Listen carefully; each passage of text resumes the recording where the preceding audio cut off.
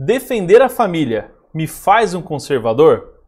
Essa é uma grande pergunta e ela precisa ser respondida. Porque muitas pessoas dizem que são conservadoras porque defendem a família. Mas será que defender a família, simplesmente esse fato, já define essas pessoas como conservadoras? Eu vou responder essa pergunta no final desse vídeo. Meu nome é Wesley Felipe e você está no canal do Burke Instituto Conservador. Então eu vou convidar você para essa aula rápida. E eu quero dizer para você que o conteúdo dessa aula foi extraído de um dos nossos cursos, um dos nossos melhores cursos, dos melhores cursos que nós temos na nossa plataforma, que é o curso Os Movimentos Revolucionários e a Guerra contra a Família. Esse curso foi ministrado pelo professor Aramis. É um curso sensacional e vai te ajudar a entender como a família está sofrendo ataques terríveis por parte dos marxistas. Então, convido você, vem à tela comigo. Eu quero trazer essa citação falando sobre a família na utopia proto-socialista. Então, nessa citação de Orlando Figes, ela diz: como viam os bolcheviques, as famílias eram o maior obstáculo à socialização das crianças. Por amor à criança, a família a torna um ser egoísta, encorajando a ver-se como o centro do universo, escreveu a pensadora educacional soviética Zlata Lilina. Teóricos bolcheviques concordavam com a necessidade de substituir esse amor egoísta pelo amor racional, de uma família social mais ampla. Então, para você não chegar aqui de surpresa e não saber como nós estamos lidando com esse assunto nesse exato momento, nós estamos falando sobre a Revolução Russa. Sim, a Revolução Russa que eclode em 1917.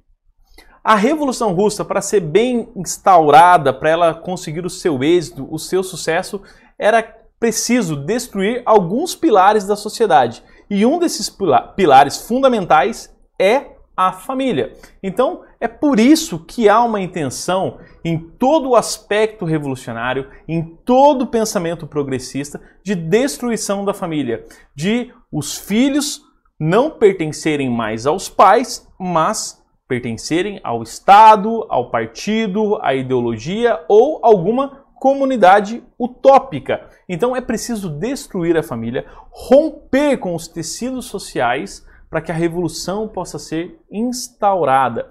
Olha que interessante, não é isso que nós vemos hoje? O Estado se interferindo na esfera familiar e dizendo muitas das vezes que ele é mais capaz de cuidar do seu filho do que você, que é pai, que é mãe, que ama, que trabalha, que gasta seu tempo na educação do seu filho. O Estado está dizendo, olha, vocês não são competentes, mas nós somos competentes. Isso é um controle sobre a família. Então, para toda a revolução ter o sucesso, uma das instituições que precisamos derrubar é a família. Então, nós vamos olhar um pouquinho agora para a Revolução Russa e todo o desdobramento da Revolução Russa para a gente responder aquela pergunta que nós fizemos no início do vídeo. Defender a família me faz um conservador? Então, voltando para a tela agora, falando sobre Revolução Russa. Do mesmo modo, sugerem que o popular Decálogo de Lenin, uma publicação surgida no período pré-revolucionário, é apenas uma falsificação grosseira e tardia, engrenada por reacionários, caluniadores e inimigos da Revolução. Em sua tradução americana original, em 1919, o primeiro mandato do Decálogo diz, prestem atenção, corrompam a juventude, afaste-a da religião, façam com que se interesse por sexo, torne-a superficial, destrua sua robustez. Olha que interessante essas afirmações aqui. Para você destruir a família, para você corromper o tecido social familiar, é preciso também criar invenções para que isso possa ajudar a combater a família. E uma dessas invenções, engenhosa invenção, maquiavélica invenção, é a promiscuidade. Ou melhor, uma sexualidade sem limites. O casamento, ele pressupõe limites. Assim que você vai lá, casa-se, você jura fidelidade a uma mulher e a mulher jura fidelidade ao homem e os dois se formam um casal. E nessa relação, há intimidade sendo desfrutada ali, apenas entre aquele casal. Mas para você instaurar a revolução e destruir a família, você precisa ingerir um pouco de promiscuidade. E para fazer isso, você precisa corromper a família naquilo que é mais íntimo, que é a sexualidade entre marido e mulher. Quando você dá à sociedade, dá ao homem, dá à mulher, a ideia que elas podem se relacionar sexualmente, livremente, sem um compromisso, sem responsabilidade, você está incentivando a corrupção do tecido social familiar. Então, voltando para a tela, corrompa a juventude, afaste-se da religião, afaste-a da religião, faça com que se interessem por sexo e torne superficial, destrua sua robustez. Então, mais uma vez, nós vimos aqui que a família está sofrendo um forte ataque. E para ela ser corrompida, nós precisamos ingerir um pouco de promiscuidade dentro do ambiente familiar. E foi isso que foi feito na Rússia. A Rússia, no seu período de revolução, ali eles fizeram que as famílias fossem destruídas através de uma liberdade sexual sem limites.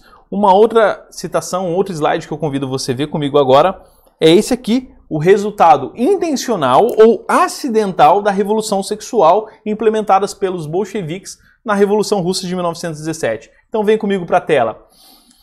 Na verdade, a degradação sexual na primeira década da Revolução foi maior do que normalmente se imagina. A partir de 1918, líderes do Komsomol introduzem um tipo de iniciação sexual que exigia de suas jovens que se entregassem aos membros da Liga. A primeira regra dizia: cada membro do Komsomol e cada estudante da escola operária tem o direito à satisfação de suas necessidades sexuais. O jovem membro do Komsomol tinha direito a 3 e os oficiais do partido a 5 mulheres. Estamos instaurando uma liberdade sexual, uma revolução sexual aqui, onde a família está sendo desprezada e onde nós estamos dizendo aos nossos jovens: olha, vocês podem se relacionar com as mulheres, vocês podem ter relacionamentos sexuais com elas sem compromisso nenhum. Elas são para uso e desfrute de vocês. É uma ideia de uma sexualidade sem responsabilidade e também vista e plantada como algo de satisfação natural. Vamos falar um pouquinho disso daqui a pouco, em diante. Vou convidar você para um novo slide onde nós vamos falar um pouquinho sobre o caos sexual instaurado na Rússia. Nesse slide, nós vemos que até meados dos anos 20, membros da comunidade soviética usavam sua influência para promover orgias sexuais como celebração da liberdade sexual. O chefe do Departamento Especial de Segurança, GPU, estabeleceu o Dia da Comuna para seus colegas de trabalho. Toda sexta-feira ele reunia os amigos e esposas para uma festa orgiástica nos arredores de Moscou. Fantasias sexuais eram encenadas. Numa delas, as mulheres se vestiam como prostitutas e os homens como sacerdotes. As roupas clericais haviam sido tiradas de padres ortodoxos recentemente fuzilados. Devemos lembrar que para toda a revolução ser instaurada, alguns pilares da sociedade precisam ser derrubados. Então aqui a gente está falando sobre o pilar da família, mas nós não podemos esquecer do pilar que é a religião ou a igreja. E no caso aqui, os padres ortodoxos que foram fuzilados por não concordarem com a revolução dos bolcheviques. Assim, suas vestes foram tiradas e quando as orgias eram promovidas, esses homens que estavam dentro dessas orgias se vestiam como sacerdotes da igreja e as suas mulheres se vestiam como prostitutas. E ali se relacionavam sexualmente. É uma ideia de profanação mesmo, de afrontar a família e afrontar a fé, a religião. Então, sempre para que uma revolução possa ser instaurada, instituições milenares, valores que os conservadores tanto prezam, devem ser derrubadas. Então, vamos continuar na nossa aula falando sobre a questão da Revolução Russa aqui. Vem para a tela comigo. No processo revolucionário, a liberdade sexual é apenas uma isca para atrair militantes e não um fim em si mesma. Olha que interessante. No processo revolucionário, a liberdade sexual é apenas uma isca para atrair militantes e não é um fim em si mesma. O objetivo é sempre a tomada e a manutenção do poder. Para que o ideal leninista se consolidasse numa sociedade conservadora como a Rússia, era necessário um ataque à ordem moral representada pela família e pelo casamento. Ativistas romanticamente utópicos e ingênuos, como muitas feministas, continuaram crendo naquilo que julgava ser a causa última da revolução. Então, olha como o pensamento revolucionário, o pensamento progressista, ele é muito esperto. Na verdade, a ideia da liberdade sexual, essa bandeira, não é um fim em si mesma. E ela também não é a última causa da revolução. Então, mais uma vez, vem aquela máxima que diz: a causa nunca é a causa sempre é a revolução. Então não importa qual bandeira você está defendendo, não importa se você está defendendo a bandeira LGBT, a bandeira do movimento negro, a bandeira dos feministas, a bandeira dos sindicalistas, a bandeira dos ecoativistas, não importa se você está defendendo as tartarugas na beira da praia e outras maluquices que eles inventam.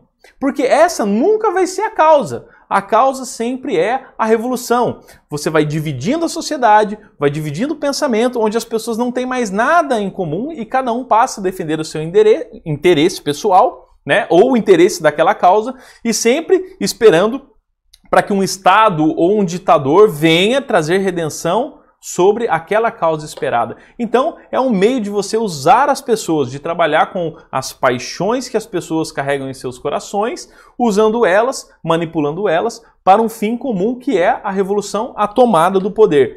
Então, vamos continuar aqui, vamos olhar para alguns aspectos mais da revolução sexual que foi instaurado na Rússia para destruir a família. Vem comigo para o próximo slide. Os primeiros ataques à família. O socialismo soviético encarnou o ideal marxista de desintegração da unidade familiar tradicional, conforme predito no Manifesto de 1848. No que tange à estrutura familiar, Lenin e as feministas soviéticas argumentavam que somente a economia socialista poderia emancipar a mulher de sua sina de escrava do lar. Olha, é legal a gente falar sobre a mulher como escrava do lar, porque Chesterton tem uma frase que é sensacional, que fala que o feminismo vende a ideia que a mulher ela é escrava quando está cuidando do seu lar, mas ela é livre quando está trabalhando para o seu patrão. Olha que loucura, né? Olha que inversão de valores. E é por isso muito bom sempre a gente lembrar dessas palavras, como homens como Chesterton, né, que tanto contribuíram para a nossa sociedade. Voltando para a tela agora então, vamos continuar com esse estudo. Somente a economia socialista poderia emancipar a mulher de sua sina de escrava do lar. O socialismo a livraria das insignificantes funções domésticas que a mantinham presa à cozinha e aos cuidados familiares, com os quais ela desperdiçava tempo com um trabalho barbaramente improdutivo, esmagador e tedioso. Um ataque à família diretamente, porque está falando que a mulher, quando ela está cuidando dos seus filhos, cuidando do seu lar, cuidando do seu esposo, mantendo uma casa em ordem, ela está fazendo um trabalho que não vale nada. Um trabalho que não dá fruto nenhum, que é tedioso. E nós precisamos libertar a mulher desse trabalho. Então, olha mais uma vez, um ataque contra valores e princípios conservadores e contra a família, contra a instituição família. Nós precisamos derrubar a família para que a revolução seja implantada. Dando seguimento à nossa aula, vamos para o próximo slide. Essa figura tão conhecida aqui, a imagem de Lenin, e falando sobre a instauração e o caos sexual, né, a Revolução Russa, os bolcheviques contra a família, nós podemos dizer que o código baseava-se no ideal marxista do definhamento da família, visando um tempo no qual, segundo seu autor Alexandre, acredito eu que seja a tradução melhor aqui, as algemas de marido e esposa se tornariam obsoletas e seriam quebradas. O código previa, entre outras coisas, instituição do casamento civil, igualdade de direitos entre filhos legítimos e ilegítimos, instituição do divórcio unilateral e legalização do aborto e o custeio estatal do aborto também. Então olha aqui algumas barreiras elas vêm sendo derrubadas e facilidades ou práticas mais fáceis de uma quebra de responsabilidade vêm sendo incentivadas pelo Estado, para que a família venha se diluir, para que a família venha se acabar. Então, o casamento é visto como uma prisão, onde homem e mulher estão presos e eles precisam ser libertos. Então, mais uma vez, lembrando o título desse nosso vídeo, é o quê? Defender a família necessariamente me faz um conservador? A resposta pode ser surpreendente no final. Mas vamos continuar olhando para a Revolução Russa, né, que eclode em 1917, e seu ataque contra a família. Os primeiros ataques à família. Com a facilitação do divórcio, uma das partes poderia pôr fim ao matrimônio por qualquer motivo, ou mesmo sem motivo. Bastava ir ao cartório local, mesmo sem notificar o cônjuge. Era o fim da presunção de estabilidade do casamento, posto que, para o russo em geral, sexo e casamento ainda eram culturalmente interligados. O divórcio unilateral tornou-se um meio para o intercurso sexual desmedido e novos casamentos. Houve casos de homens com mais de 20 divórcios, tendo filhos com todas as esposas. Muitos casamentos duravam apenas dias ou semanas.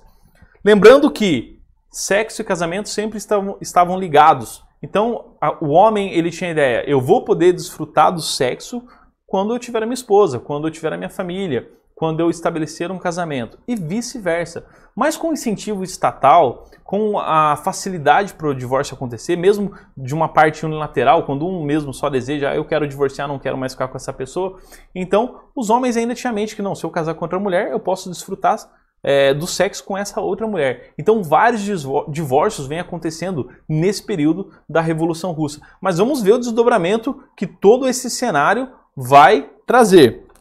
Continuando no nosso slide. No início dos anos 20, planificadores sociais e ativistas utópicos asseguravam que a instituição da família iria definhar em breve. Inúmeras publicações foram dirigidas ao público acadêmico e ao povo em geral, explicando a nova vida trazida pelo socialismo. Para as feministas soviéticas daqueles dias, a abolição da família e a socialização das tarefas domésticas eram a chave para a emancipação das mulheres, e não a redistribuição do trabalho dentro dela, como mais tarde defenderia as feministas ocidentais. Nosso próximo slide mostra a utopia, né, dessa ativista feminista, Alexandra Kollontai, que em sua obra ela fala sobre a escravidão da mulher na cozinha, né? E essa ativista feminista, o que ela pregava, o que ela dirigia, o que ela incentivava era a nova mulher, né? A nova mulher emergiria da luta contra a prisão moral e a monogamia e a possessiva forma de família, que inevitavelmente gera a subordinação da mulher. Gente, essa ativista feminista, ela traz um conceito de vida sexual para a mulher que vai se tornar algo terrível. E na verdade o que ela mais queria com esse conceito era quebrar os paradigmas, era afrontar a família mesmo, era afrontar os princípios conservadores, era afrontar a instituição casamento. Então vamos dar uma olhada no que ela está oferecendo aqui. Kollontai afirmava: na natureza não há moralidade e nem imoralidade. A satisfação dos instintos naturais e saudáveis somente deixa de ser normal quando transcende os limites estabelecidos pela higiene. O ato sexual não deve ser reconhecido como vergonhoso nem pecaminoso, e sim como natural e legal, uma manifestação de um organismo saudável, tanto quanto a satisfação da fome e da sede. Olha o que essa ativista feminista está afirmando, que não há moralidade e nem imoralidade. Ela está dizendo que os instintos naturais, quanto ao sexo, devem ser praticados e a única restrição que eles devem ter é quando isso afeta a higiene. Então, não há barreiras, não há o que é moral e o que é imoral, simplesmente A única barreira que impede alguém de se satisfazer sexualmente é se isso for anti-higiênico. E ela traz a filosofia do copo d'água. O que é a filosofia do copo d'água? Você está com sede hoje. O que você faz? Você vai na geladeira, você pega uma garrafa d'água, você dirige ao filtro, enche o seu copo, bebe a sua água e mata a sua sede. Isso é tão natural ao ser humano. Então, se você está na escola, você levanta, vai ao bebedouro, bebe a sua água. Se você está na sua casa, você pega um copo de água, bebe na cozinha ou pode levar à sala e bebe o copo de água e mata a sua sede. E não há nenhuma vergonha em fazer isso, porque é uma coisa natural ao ser humano. As pessoas têm sede e as pessoas bebem água. E você pode beber água na frente de qualquer pessoa, não há um escândalo. Alguém me ver bebendo água e as pessoas vão ficar chocadas. Nossa, o Wesley bebe água. Não, isso é natural ao ser humano. Mas com a teoria de Kollontai, era dizer que o sexo é igual a matar a sede. Fazer sexo é igual a beber água. Então não há moralidade nem imoralidade. Se você deseja desfrutar do sexo, você pode desfrutar do sexo livre com qualquer pessoa. E a única barreira que existe para o sexo é a higiene. Então, você quebra o paradigma do casamento. Lembrando que nós estamos falando de um casamento onde há intimidade entre o casal. Quando você casa, você ganha o privilégio de desfrutar do sexo, por assim dizer. Mas ela está dizendo ao contrário. Não, você não precisa casar para desfrutar de sexo, porque sexo é algo natural do ser humano. O corpo necessita disso. Então, é como beber um copo de água. Se você pode beber um copo de água na frente de qualquer pessoa, porque isso não é vergonhoso, você também pode se relacionar sexualmente com qualquer pessoa, porque isso não é vergonhoso. E pode ser isso de uma forma bem descarada, vamos assim dizer. Continuando na nossa aula, vamos para o nosso próximo slide, porque nós vamos ver como isso começa a atingir a família e quais os desdobramentos desse pensamento e no que isso vai resultar. E o resultado de tudo isso é uma catástrofe, porque ideias malucas, ideias utópicas só podem acabar em catástrofes. Em 1922, 5 anos após a Revolução, o resultado da promiscuidade, sancionada pelo Estado soviético com a política do amor livre, já produzira enorme ruptura da ordem moral. DSTs em alta escala, uma epidemia de doenças sexualmente transmitíveis, né? Cerca de 7 milhões de crianças na rua e numa onda de prostituição, e em meados dos anos 20, o Exército Vermelho teve que criar um departamento especial voltado para o tratamento de várias DSTs, especialmente a sífilis. Preocupado, Lenin, que nunca fora adepto da teoria do copo d'água, já fraco e doente, em vão tentou propor o restabelecimento da ordem moral no país. O que está acontecendo aqui? Você chega numa sociedade onde você diz para as pessoas que elas não precisam ter responsabilidades, que elas podem desfrutar do sexo livre, que o casamento é uma besteira, você quer quebrar a instituição do casamento, você quer quebrar o casamento monogâmico, você quer dizer para a mulher que ela é livre para se relacionar sexualmente com qualquer pessoa, o homem é livre para se relacionar sexualmente com qualquer pessoa, é simplesmente um ato como se fosse beber um copo de água. Você tira a responsabilidade de homens e mulheres. E o que acontece quando você isenta as pessoas de responsabilidade? Acontece catástrofes e tragédias. Porque o número de mulheres abandonadas depois de grávidas aumenta. O número de divórcio aumenta. Você começa a corromper o tecido social. Mas isso traz efeitos colaterais muito danosos. E é por isso que Lenin, vendo esses efeitos colaterais, vendo que crianças estão sendo abandonadas, que muitas doenças estão surgindo e que o Estado precisa intervir nesse exato momento, ele tenta regredir a teoria do copo com água. Ele tenta regredir o incentivo estatal da destruição da família. Vem para a tela novamente comigo aqui.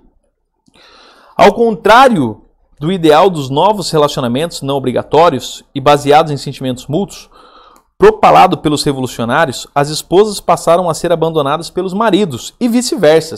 Bebês, frutos de encontros fortuitos, cada vez mais comuns, eram largados nas ruas para morrer, já que as clínicas de aborto não atendiam à demanda da população. Os sobreviventes se tornavam indigentes, delinquentes, ladrões e agressores sexuais. A crise social provocada pela política de amor livre e da nova mulher intensifica-se após a morte de Lenin. Então, aqui o caos já está instaurado, né? Por que um homem vai querer ter um relacionamento sério com uma mulher, manter uma casa, trabalhar para manter aquele lar, se ele pode desfrutar sexualmente daquele privilégio do casamento fora do casamento? Por que ele vai querer essa responsabilidade? Por que uma mulher vai querer a responsabilidade de cuidar de uma casa, cuidar do seu marido, cuidar das suas crianças, sendo que ela pode ter o desfruto do sexo fora do casamento, sem ter que adquirir essas responsabilidades? O caos está programado, o caos está aí, e Lenin já está vendo como esse caos está atingindo a sociedade russa. Mas ali, já perto da sua morte, sem força para reestabelecer a ordem moral, ele acaba não conseguindo fazer isso. E quem vai conseguir restabelecer, ou melhor, vai tentar restabelecer a ordem moral na Rússia, é um outro personagem muito famoso, conhecido pela história.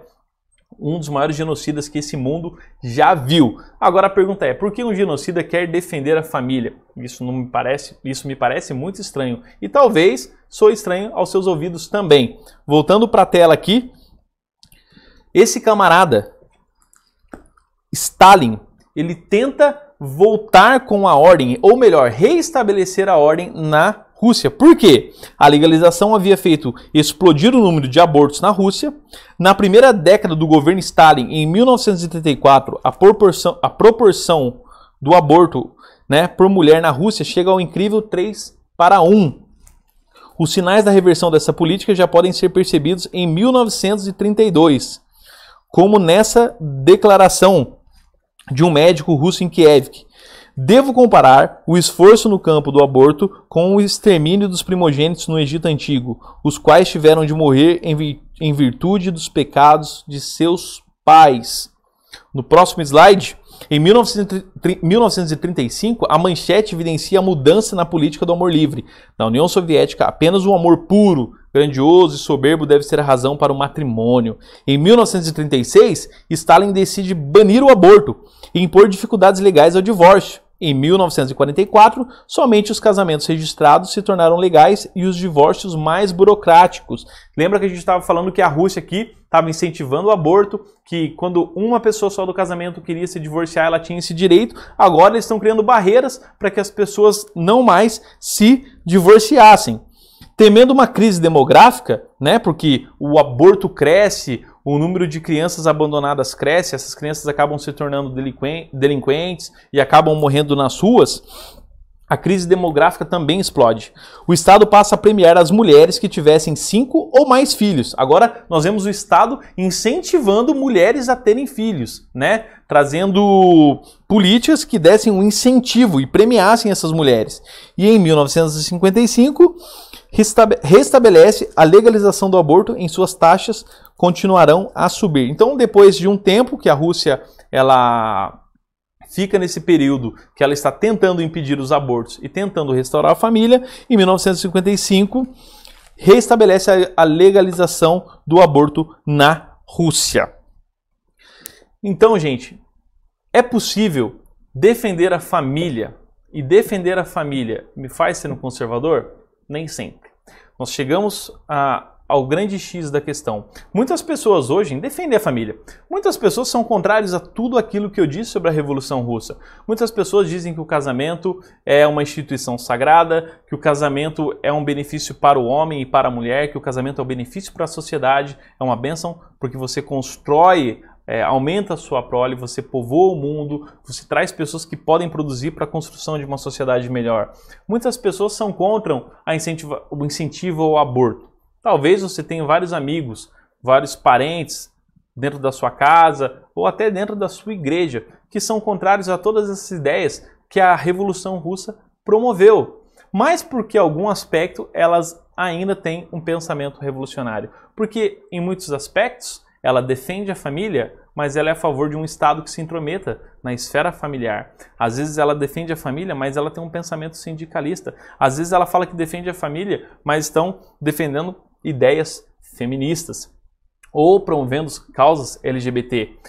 Eu defendo a família, mas votam em partidos comunistas, partidos socialistas. Então, defender a família não o torna o conservador. O que o torna conservador é defender princípios e pilares que possam instaurar uma sociedade saudável.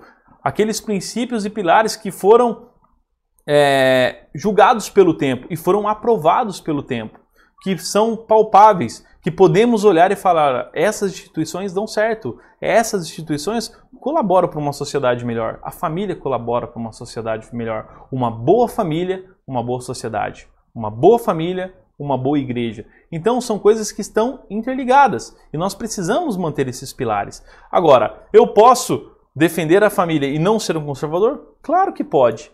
Você viu que Stalin também tentou defender a família. Stalin, quando viu que a juventude soviética estava morrendo, se todas as crianças morrem hoje, quem vai fazer a revolução amanhã? Quem ainda vai continuar defendendo os ideais revolucionários? Quem irá plantar o mundo novo se nós estamos matando a nossa juventude hoje? Stalin tentou refrear, ou melhor, regredir, voltar ao ponto da ordem moral na Rússia, mas já era muito tarde. Então, respondendo à primeira pergunta, defender a família me faz um conservador?